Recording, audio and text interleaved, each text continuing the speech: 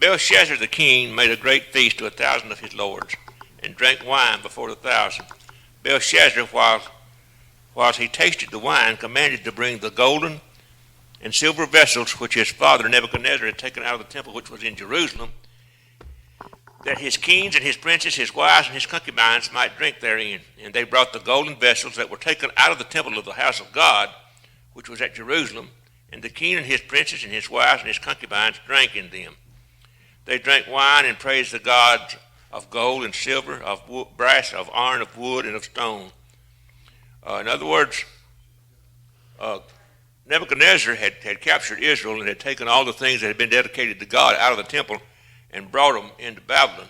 But they had kept them there for about 70 years in the treasury of the temple of their god Marduk. But they counted them sacred. See, Nebuchadnezzar had counted the things that he take. He knew God was God, even though he was a heathen king. But they counted these vessels sacred. But now here Belshazzar comes along and he throws a great party and he wants to show out. So he's actually challenging God. All right, I've got your people captured. I got all your vessels from your temple captured. Let me show you what I'm going to do. I'm going to have a drunk party with them. And that's exactly what he was doing. And in the same hour, verse 5, came forth fingers of a man's hand and wrote over against the candlestick upon the plaster of the king's palace, and the king saw the part of the hand that wrote. How many knows you're going to have to be pretty drunk not to get upset if a hand starts writing on your wall? Nothing but a hand. Then the king's countenance was changed, and his thoughts troubled him, so that his joints of his knees were loosed, his knees smote one against another. In other words, he was all shook up, folks. He hadn't drunk enough wine to know that something was not right. Then the king cried aloud to bring the astrologers, the Chaldeans, and the soothsayers, and the king spake and said to the wise men of Babylon, whosoever shall read this right and show me the interpretation thereof shall be clothed with scarlet, and have a chain of gold about his neck, and shall be the third ruler in the kingdom. Now the first thing he did was turn to men of natural intelligence. He said, y'all figure this out. Does that sound kind of reasonable to y'all, the way things are going now? I mean, that's the way folks do. Hey, we can work this thing out. And so that's the first thing he did. Let's find folks with some natural intelligence to tell me what all this means. And of course, they couldn't. Then came all the king's wise men, but they could not read the writing, nor make known to the king the interpretation thereof. It was unexplainable in the natural. As a matter of fact, they never had saw anything like this. Then was King Belshazzar greatly troubled, and his countenance was changed in him, and his lords were astonished. Now the queen, by reason of the words of the king and his lords, came into the banquet house, and the queen spake and said, O king, live forever, let not thy thoughts trouble, nor thy countenance be changed. There is a man in the kingdom, in whom is the spirit of the holy gods, and in the days of thy father light and understanding and wisdom, like the wisdom of the gods, was found in him, whom the king Nebuchadnezzar, thy father, the king, the father made the master of the magicians, astrologers, Chaldeans, and soothsayers. In other words, she's telling me Daniel used to do some good things for Nebuchadnezzar, but say that even then she's placing him in the same category with the rest of them, but she's saying he's got a better spirit than they've got. For as much as an excellent spirit in knowledge and understanding, interpretive dreams, and showing of hard sentences, and dissolving of doubts was found in the same Daniel, whom the king named Belteshazzar. Now let Daniel be called, and he would show the interpretation. Then was Daniel brought in before the king, and the king spake and said unto Daniel, Art thou Daniel, which are the children of the captivity of Judah, whom the king my father brought out of Jewry? I have heard of thee, and the Spirit of God is in thee, and that light and understanding and excellent wisdom is found in thee. And now the wise men, the astrologers, have been brought in before me, that they should read this right and made known unto me the interpretation thereof. And they could not show the interpretation of the thing. And you can notice all through the Bible as people would capture Israel, they would bring the young men into the palace because they saw in them something that they couldn't see in their own people. They saw the Spirit of God still unwilling and unable to turn to God. But they would bring them into their castle and put them into government. Over and over and over it happened. They could see in them what something that was not in the children that belonged to them, but still they wouldn't turn to God. He said, and I've heard of thee that thou canst make interpretations and dissolve doubts. Now, if thou canst read the writing and make known to me the interpretation thereof, thou shalt be clothed with scarlet and have a chain of gold about thy neck, and shalt be the third ruler in the kingdom. And Daniel answered and said unto the king, let thy gifts be to thyself, and give thy rewards to another. Yet I will read the writing unto the king, and make known to him the interpretation. Daniel said, you can't buy me. Or just go ahead and keep your gifts and give your rewards to somebody else, but I'll show you what the sign said, what the hand has written. Thou, O king, the Most High God gave Nebuchadnezzar thy father a kingdom and majesty and glory and honor, and for the majesty that he gave him, all people, nations, and languages trembled and feared before him.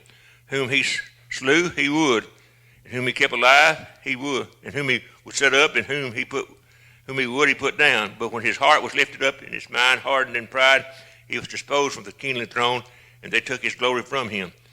And he was driven from the sons of men, and his heart was made like the beast, and his dwelling was with the wild asses that fed him. They fed him with grass like oxen, and his body was wet with dew of heaven, until he knew that the Most High God ruled in the kingdom of men, and that he appointed over it whomsoever he will. He said, now, if you look back and see what your father did and what happened to him, you should have some understanding. See, Nebuchadnezzar had been through this.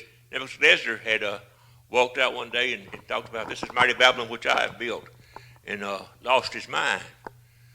Judgment fell on Nebuchadnezzar, and he lost his mind until one day he woke up and began to acknowledge that there was a God that sent judgment.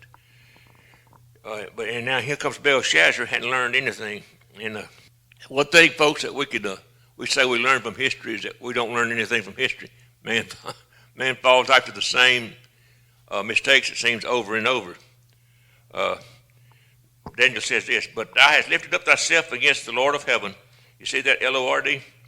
And they have brought the vessels of his house before thee, and thou and thy lords, thy wives, and thy concubines have drunk wine in them, and thou hast praised the gods of silver and gold and of brass, iron, wood, and stone, which see not, nor hear, nor know that the God in whose breath, in whose hand thy breath is, and whose are all thy ways hast thou not glorified. In other words, Belshazzar had challenged God. He said, look what I'm doing. He had stepped over the line. Then was a part of the hand sent from him, and this writing was written. And this is the writing that was written, mene, tekel, upharsin. This is the interpretation of the thing, meaning God has numbered thy kingdom and finished it. Tekel, thou art weighed in the balances and art found wanting. Peres, the kingdom is divided and given to the Medes and Persians. Then commanded Belshazzar, they clothed Daniel with scarlet, and put a chain of gold about his neck, and made a proclamation concerning him that he should be the third ruler in the kingdom. In that night was Belshazzar, the king of the Chaldeans, slain. And Darius the Median took the kingdom, being about 62 years old. Now, in that night, mighty Babylon, folks, fell in one night. Babylon had walls built around him that was supposed to be unconquerable. Nobody in the area had the power to break down those walls. So Belshazzar was not afraid. He thought that he was safe in doing these things. Babylon had huge food storages built up. They were walled in. They had food storages, and the Euphrates River, they built the wall of the city over the Euphrates River, so they had an endless supply of water. They had an endless supply, almost of food stored up.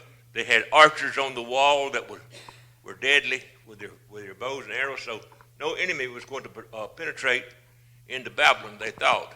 So they felt absolutely comfortable in challenging the God of heaven. Belshazzar felt absolutely safe in his place.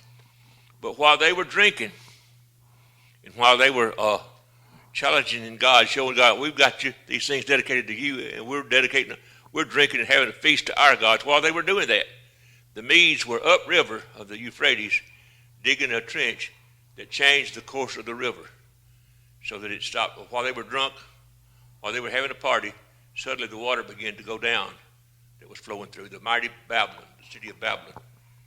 And that night, the army of the Medes and Persians marched under the wall of Babylon in a dry riverbed. And in one night, the city that everybody thought was going to stand forever, in one night it fell. If we read Revelation, the mystery Babylon of Revelation, the end time political one world kingdom falls in one day. So, hey, the Lord of judgment is still Lord, folks. He's still Lord. He is, see, this was not just a pretty little saying when the interpretation, you have been weighed in the balance and found wanting.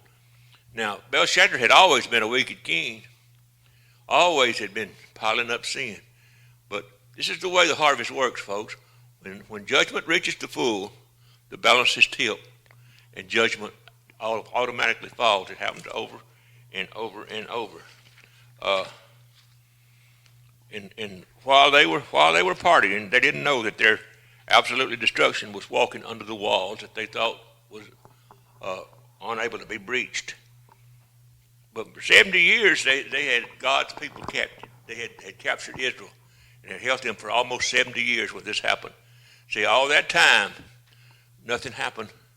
All that time, it seemed like they had gotten away with all the sin that they were doing, with all the rebellion against God. It looked like they'd got away with it. 70 years is a long time, Brother Bliss. And so they didn't fear God. They had lost the fear of God. But in one night, the balances was tilted, and Babylon fell. The writer of Ecclesiastes puts it this way: because sentence against an evil work is not executed speedily, therefore the heart of the sons of men is fully set in them to do evil. In other words, people start to think, well, because judgment doesn't fall suddenly, that they've gotten away with something. But hey, this thing works on a principle called seed time harvest. In the middle between seed and harvest is time, folks. And God's timing is not our timing. But you can understand and know for sure that judgment is real and judgment is sure. And God's mercy is great. That's the reason that we're still here today. It's because his mercy is great. But judgment is sure. And this nation, God has blessed it above all nations on earth. And we have reached the place that Babylon has reached. We have forgot who done it, and we begin to mock God. Comedians stand up and mock God and think it's funny. But the Bible said this: God is not mocked. Whatsoever things a man soweth, that shall he also reap. So we can know for sure, folks, that God has not just dismissed and overlooked sin, because judgment, just as sure as the blessings is promised, judgment is promised too. It's a law. It happens, and it will happen over and over. And it's what happened in the flood, folks. When judgment had reached its full, the flood came.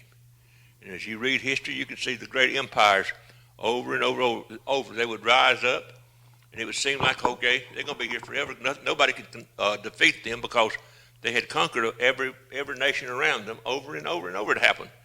But one day, judgment would fall and they'd crumble. And, you know, in the more recent times, we can look at Hitler's Germany, Nazi Germany. They had technology far and above what any other nation had. They should have been able to conquer the world. Matter of fact, they bragged that they could conquer the world. Hitler thought that he could conquer the world. But along with Hitler, his army, and all of Germany fell, folks. The Allies brought them down. When they thought that they killed millions of Jews, all these terrible things was happening. But one day, judgment fell and Germany fell, folks. And it hadn't been the same since. But we can know for sure. You know, a few years ago, Billy Graham, I've told you this before, said that if judgment didn't soon fall on America, that God would have to apologize to Sodom and Gomorrah. But the reason judgment hadn't fell on America, folks, is because there's still folks here seeking God in repentance. There's still folks here praising God for his blessing. There's still folks here trying to win people. One more, Jesus. You know, we got a song, Wait a Little Longer, Please, Jesus, an old song. And we got people here that's praying that prayer. Wait a little longer. Let me see if I can get one more in. But hey, judgment will come to America just as sure as judgment came to all of these nations before it. When we look at the scope, you know, we look at how dreadful the judgment has always been. And when judgment falls, folks, it's not a pretty sight. It's not a pretty sight. Millions die when judgment falls. And when we see the scope of judgment, and we understand again, how God views sin. But we need to understand this. We're here this morning. You and I are here this morning because our judgment was about to fall one day 2,000 years ago. And a man named Jesus put his body in the way, and judgment fell on him. But immediately it began to build again, and it has been building up until this day. See, at that last supper, Jesus understood that judgment was coming, and when he had covenanted with the disciples, he said, "Take this wine. This is my blood that I'm going to shed for you. Take this bread and break it. It's my body that I'm giving for you." What he was saying is, I'm going to give you all that I am, and I'm going to take all that you are. He made a covenant with sinners at that table.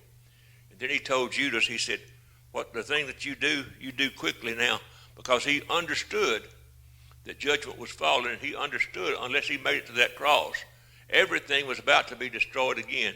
It was time for the judgment to fall. And so God so loved us, folks. God so loved us. And Jesus so loved us. And when he understood that judgment was about to fall, he told Judas, he said, "You hurry up and do what you're going to do," because he knew that he had to make it to that cross to hang sin back on the tree. And so, folks, when we understand that, how can we not love him? How can men not love him once they understand what their future was until he stepped into the way? Folks, just like the flood, just like in all these other times when judgment fell, there was about to be millions die. The penalty of sin was about to fall on the whole world. And when you can understand this penalty for the whole world, one man, then you have to understand what he went through on that cross. I mean, Jesus didn't die easy on the cross. It was a terrible death. And let's just read what the prophet Isaiah, the Lord showed him about Jesus, and what he wrote. This is Jesus, who came from heaven's throne to become a curse for us, so that we didn't have to go through the judgment of God. Isaiah wrote this in the 53rd chapter. He said, "Who has believed our report?" In other words, who's going to believe this? Who can believe God's plan that he would send his only son? Who could believe that kind of love? "And to whom is the arm of the Lord revealed? For he shall grow up before him as a tender plant, and as a root out of a dry ground. And he has no form nor comeliness, and we shall see him. There is no beauty that we should desire him." He talked about on the cross. He said there was nothing, looking at him, there was nothing that about him on that cross that would make us desire him. "He is despised and rejected of men, a man of sorrows and acquainted with grief, and we hid as if it were our faces from him. He was despised and esteemed, and we esteemed him not. But surely he has borne our griefs, carried our sorrows, yet we did esteem him stricken, smitten of God, and afflicted." What Isaiah said, we the people that thought God was killing him, they didn't understand that he was bearing our sorrows. They didn't understand that he was bearing our iniquities. They didn't understand that the punishment that he was going through was not his, it was ours. It's hard to wrap our mind around that kind of love, folks. And I don't see how that, once we see that, how anybody could not love him back. He said, "But he was wounded for our transgressions. He was bruised for our iniquities. The chastisement of our peace was upon him, and with his stripes we are healed." These bruised, you know what bruised is? That's blood on the inside. You got a bruise, it's because there's blood under the skin. We had sin that was on the inside. So he was bruised for our iniquities. The chastisement of our peace was upon him, and by his stripes we are healed. Everything that Jesus took was to save us from the judgment that he took upon himself. All we like sheep have gone astray, and we have turned everyone to his own way, and the Lord, the harvest of God, has laid on him the iniquity of us all. That's the complete judgment. It said the harvest laid on Jesus, the punishment for all of us.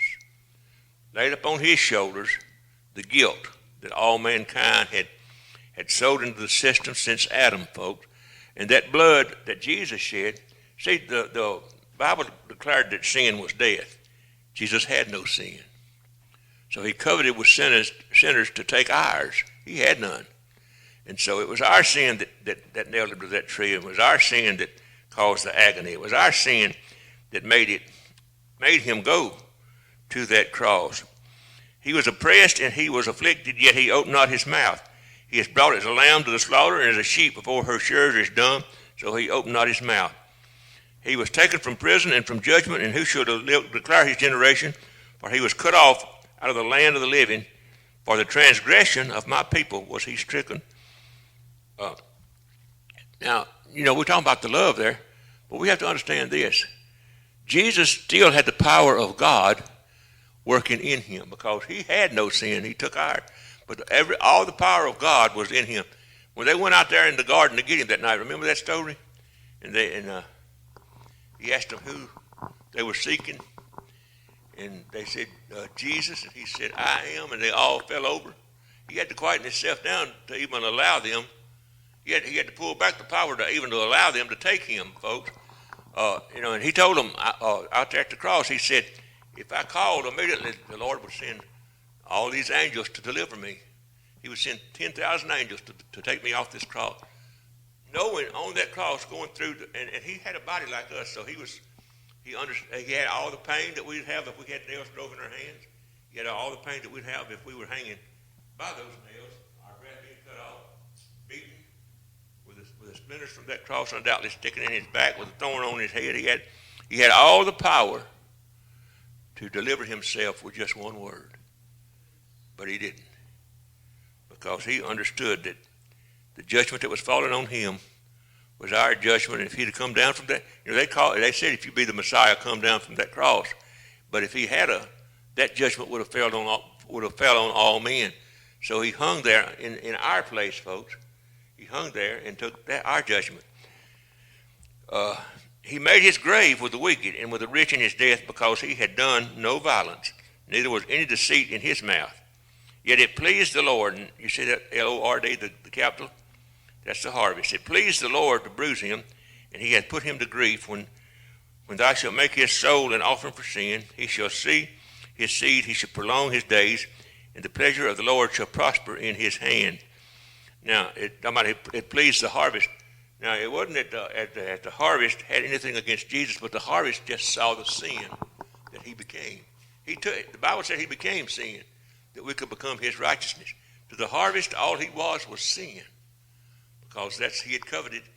And whatever sowed into that harvest causes it to grow. And when he coveted to take our sin, folks, he became sin, and all the punishment for sin fell on him. He shall see the travail of his soul and shall be satisfied. By his knowledge shall my righteous servant justify many, for he shall bear their iniquities. Let me tell you something, folks. We could have never came before a righteous God without Calvary. Because if we had stood before a righteous God without Calvary, and it still happens, folks, if we stand before the judgment without Calvary, the judgment falls on us. It falls on us. Jesus took the judgment. But without that, it falls on us. And those that goes out, and I know at every funeral, you always hear people preaching, everybody goes straight to heaven. Not without Jesus, they don't. Not without Jesus, they don't. And if they leave this walk of life without Jesus, then the judgment that he took for them that they rejected will fall on them. Judgment real. Therefore, he said, I will divide him a portion with the great, and he shall divide the spoil with the strong, because he has poured out his soul unto death, and he was numbered with the transgression. And he bare the sin of many and made intercession for the transgression. See, we can't work our way into heaven no matter how good we think we are. No matter how smart we think we are, we're not smart enough to figure it out. God, there's one plan, his name is Jesus, folks. But the cross freed us from judgment. It freed us from condemnation, because it was all placed on him. And it was not just placed on him, against his will. He took it. He took our sins. He took our iniquities. He took everything that belonged to us. Took it. Coveted for it. Said, I'll take it. And I'll give them my righteousness. In other words, he took off his robe of righteousness and left it with man. And he took man's sins and man's destruction and nailed it to that cross. And just as sure as he became a curse so that we could become a blessing, the devil can't stop your blessing. He can hinder it, but he can't stop it. You know, Daniel prayed one time, and it took, I believe it was 21 days before the answer showed up. But he said, I started the first day, but I was hindered by Satan. But you know what? He got there with it. The angel got there with Daniel's blessing. And so even though that it looks like you might not see the blessing right this minute, don't give up on God. Don't give up on the promise, because what God has promised is yours. It's yours. And so the devil might hinder it, but he can't stop it. And it's the same way with the curse, folks. It's the same way with judgment. Now, even though that the mercy of God stands between the sinner and judgment, when judgment is full, it'll fall. It's just as sure as the blessing. It's all there, part of it. And all men without Christ are walking in the curse of Adam's sin. All of us, all in Christ, are walking capable of receiving every blessing. You know, you hear folks talking about, oh, I'm not worthy of this, or I'm not worthy of that. Well, let's make that clear. We weren't. It was not our worthiness. It was his. So when he took it, folks, he made you worthy to receive every blessing. And we're here today because of that sacrifice, and because the sacrifice separated us from the judgment. We're free from punishment, free from judgment. We stand before God as he stands before God, clean. Not because we were so good, but because he's so good, folks. But he became our judgment because God couldn't stop the judgment either. Because when he declared that sin was death, hey, it's death to this day, folks. And like I said a while ago, if man understood how the devastation and how God looks at sin, you would hear no Christian saying, oh, we have to sin every day. Because sin is absolutely a stink in God's nostril. Because sin is what has caused all of men to die. It's caused all these diseases. It's caused wars. It's caused famine. It's caused all these babies to die in the womb from abortion, folks. Sin has absolutely soaked the earth in the blood of men. So sin is an awful thing in the eyes of God. And like we talked about last week, there's no big sins, no little sin. It's all death. All of it will cause you to be separated from God. It's the great separator. But the mercy of God is the great gatherer. And Christ has took our sin, and Christ has took our burdens, and all we have to do is to accept that, to be part of his family. Don't let him separate us from what God has from us, what Jesus paid for. It'd be a shame to stand before God and not have walked in his blessing, not have walked in his goodness, and have to face Jesus and say, hey, I know you paid for it, but I just didn't push my way into it. See, we think about this. We think about salvation being free. You can't work for salvation. That's true. Salvation has been bought. But if we're going to walk in the blessing, it's going to cost us something. It's going to cost us something. It'll cost sometimes. It'll cost you friends. But let me tell you something. Everybody that comes by your way was never meant to stay.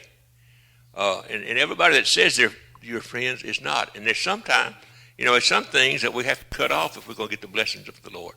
There's some people we have to walk away from if we're going to walk in the blessings of the Lord. There's some things that, that we might think is good for us, that the Lord sees it's not, that we have to cut off. So to obtain salvation, we only have to believe and have faith in what Jesus done. But to walk in victory, folks, we have to follow him, and we have to be obedient to his voice. It costs us something. Oh, Paul said it cost him everything in the natural. He said, Paul was a Pharisee. Paul was honored and lifted up. He was as we'd say today, he was one of the head honchos in the religion of Pharisees. But when he met Christ, everything that Paul had gained in the natural life was gone. The Pharisees didn't like him, and the folks he's trying to win to Jesus, folks, was afraid of him. So Paul kind of stood alone, but he stood. But he said, I count all these things I lost as nothing, that I might gain Christ. How this morning we need that kind of spirit. It doesn't make any difference what we're going through. It'll all be worth it after a while, folks. There's nothing that we face today that should be so great that we're going to lay down Jesus for it. You're a winner, and you can't lose as long as you walk with Jesus. But you can't win without him either. Because mercy is great, but judgment is sure. And judgment is going to fall. But the same judgment that fell in the days of the flood lifted Noah and his family because they had walked in covenant with God. And the same judgment that's going to fall on this earth, and it's going to fall, folks. We see it falling in places already. But the same judgment that's going to destroy this place is going to lift you if you know Jesus. Because you don't have any judgment left. And you know, I feel so sorry. It hurts me to see people, Christians, who have been taught that they're still under the judgment of God even after they've accepted Jesus. And you hear folks talking about, you know, there was a preacher here a while back. I guess he's still preaching. I hadn't saw him in a long time. But every time that he'd preach, his sermon was on how to break the curse in your life. Well, folks, you ain't got a curse if you've accepted Jesus. You might have trials and you have attacks, but you're not under a curse. Jesus became your curse. We just read it. He took everything that sin had brought and nailed it to that cross so that we could be free. Are you free this morning? If you know Jesus, you should be. You should be. And I tell you what, see, the devil wants us to worry about stuff, don't he? He wants us to worry about stuff. You know, we don't see it right here. Lord, I don't see my answer right here. Doesn't make any difference whether you see it right here or not. Did God promise it to you? Still yours. It's still yours. I talked to a fellow just this week, and he was just all tore up because some things had happened in his life. But you know what? God worked them out before this week was over because he held on to the Lord. That's the way God is, folks. Don't give up in the storm. Know who it is that controls the storm. And Jesus has took our sin that we could have his righteousness. He has took our worry and our anxiety that we could have his peace. And I thank him this morning for it. And we prayed this morning for people that was in the family, for children that didn't know God. I'm expecting them. I'm expecting them now. We prayed for healing. I'm expecting it. I'm expecting it now. I'm expecting the power of God to begin to work in his people all across the globe. It has to, folks, because as judgment comes, the church must be ready to go. And right now we're not. But hey, we're going to take hold of this thing. We're going to go out of here. The Bible declared that he would present to himself a glorious church without spot, wrinkle, or blemish. That's a settled fact. All we have to do is be part of it. It's just to accept Jesus and jump in there. Your name is written. Your name is written on the Lamb's Book of Life. And there's no greater honor this morning. I tell you what, I hadn't found anything in my life that I would trade for that knowledge, that my name is written in the Lamb's Book of Life. And when he calls, I'll be able to hear him. You know, of all the Jerrys in the world, when he says Jerry, I'll know who he's talking about. And when he calls your name, if you know Jesus, you'll know who he's talking about. Because you'll understand. You know, he said, my sheep hear my voice. Aren't you glad this morning you're one of his? Aren't you glad this morning that you know, regardless of the trials that you're facing right now, the battles that's come your way right now, that the victory has already been bought? We're not like Belshazzar, afraid of a hand writing on the wall. We're like Jesus, who said, I know you always hear me because I always walk in obedience to you. And Jesus, folks, even when we stumble, he loves us anyway. Even when we get weak, he makes us strong. He is our Savior this morning, and he is the reason that we live. And if you have this morning, I know we prayed this morning to start with, but if you want the church to pray with you about anything, we'll be glad to do it before we dismiss right here, expecting God to bring it to pass. And I know we've got children, we've got grandchildren that's not saved, and I'm upholding them before the Lord. I wake up at night praying for the church, praying for all of us that is associated with the church. I want to see all our families in. God is a family-oriented God, folks. He made the first family, and he doesn't want any of them to be lost. And Sandra was talking about Zach a while ago. Zach knows better than where he's at. He got trapped up in some stuff, but he knows better than where he's at. See, Zach went off to college, and Zach was always ahead of his time in knowledge. But what he done, he got that knowledge changed in college. You know, the devil took that same knowledge that he had and twisted it. And so now that Zach's out there in left field somewhere, but God hadn't forgot where he's at. And he's part of my family, and God's going to bring him back. I believe that. I believe that. See, we can't get so smart that we outsmart God. And the wisdom of the world is, the Bible says, is foolishness with God. So when we really think we're smart and know this, God looks at him and says, you ain't smart, boy. When Zach was a little bitty fella, he'd get up my lap and want me to read him them little golden books. And I'd read him them little golden, everybody knows what the little golden books are, little children's books. I'd read them to him. You could read them to him about twice, and he'd read them to you word for word. Not because he understood the words, because he memorized them that fast. He'd go to a movie and come back and tell you word for word, and he'd put all the emphasis in there. I just had to tell him, Zach, if I wanted to see the movie, I'd go myself. Just hush, son. But see, God gave him a great gift, and the devil didn't like that. And so the devil has twisted that now to work in another direction. But hey, God's greater than anything the devil's got. And prayers sent up will be prayers answered. Just mark that down. Mark that down. Your children too, and your grandchildren too, because they're part of your family. And his promises is real this morning. We're going to stand in them. We're going to walk in them. Hey, if you look around, you can already see how God's blessed you. There's one of our blessings sitting back there on the back road right now. Just had a birthday. God is. God still is, and he's still able to perform what he said to us.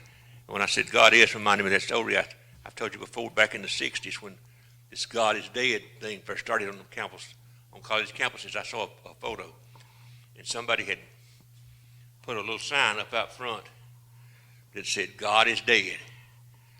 And over time, a vine had came up at the bottom of that sign, wrapped itself all around that sign, and covered up dead. And the sign was standing there. They had a picture of it. The sign was standing there saying, God is. He still is, folks. And he's still more than enough. And we appreciate him so much this morning. Appreciate you coming out, and ask that you continue to pray for us, pray for the church, pray one for another. There's so much going on, and the devil's wide open, so we have to be too. We have to be too. But the Bible tells us that greater is he that is within us than he that's in the world. So if we're greater than him, we're not going to accept defeat. We're not going to give up. We're claiming victory this morning. So let's just claim victory. Let's go out and tell somebody that Jesus is coming and that he's more than enough for whatever's going on in your life. Hey, the blessings of God, like I said, they can be hindered, but they can't be stopped. Expect them. Expect them. Let's come back next week, if the Lord tarries. Come back next week with a testimony of the blessings for this week. God loves it when we brag on him. He does. He wants people to know that he's a good God and he's good all the time. All right. Appreciate you. Thursday night,